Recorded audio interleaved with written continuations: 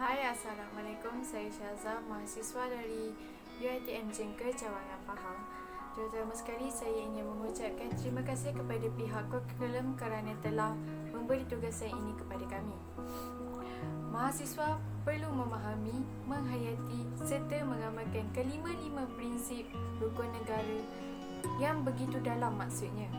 Penghayatan secara mendalam itu sangat penting kerana ia boleh membantu kita dalam menyelesaikan pelbagai masalah dan konflik yang berlaku dalam negara kita. Rukun negara adalah ideologi negara yang telah dibentuk oleh Majlis Gerakan Negara selepas berlakunya peristiwa 13 Mei 1969. Rukun negara diisytiharkan pada 31 Ogos 1970 untuk memupuk perpaduan yang lebih erat dalam kalangan rakyat Malaysia.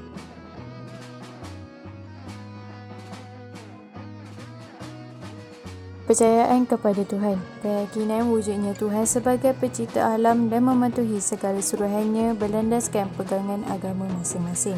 Ketiadaan agama boleh meruntuhkan kepribadian seseorang dan juga sesuatu bangsa dan negara. Menyadari betapa pentingnya keteguhan pegangan anggota masyarakat terhadap ajaran agama masing-masing, prinsip ini telah dipilih sebagai prinsip pertama dalam rukun negara. Kesetiaan kepada raja dan negara bermaksud bahawa setiap warga negara hendaklah menunjukkan sepenuh taat setia, jujur dan ikhlas kepada Seri Paduka Baginda Yang di-Pertuan Agong.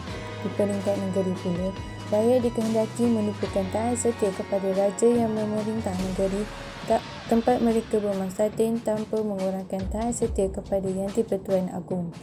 Keluhuran perlembagaan. Prinsip ini menekankan perlunya rakyat menerima, mematuhi dan mempertahankan keluhuran atau kemuliaan perlembagaan negara iaitu sumber perundangan yang tertinggi.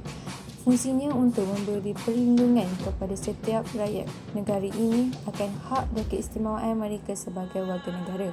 Setiap warga negara Malaysia dikehendaki menghormati, menghargai serta memahami maksud dan kandungan serta latar belakang sejarah pembentukan perlembagaan negara. Kedaulatan undang-undang. Menuntut rakyat untuk menghormati undang-undang. Menuntut rakyat untuk tidak melakukan kesalahan di sisi undang-undang. Rakyat akan hidup aman jika kedaulatan undang-undang terpelihara. Memastikan undang-undang negara sentiasa didaulatkan.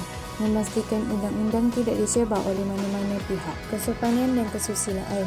Prinsip ini menekankan perkembangan personaliti dan tingkah laku seseorang rakyat.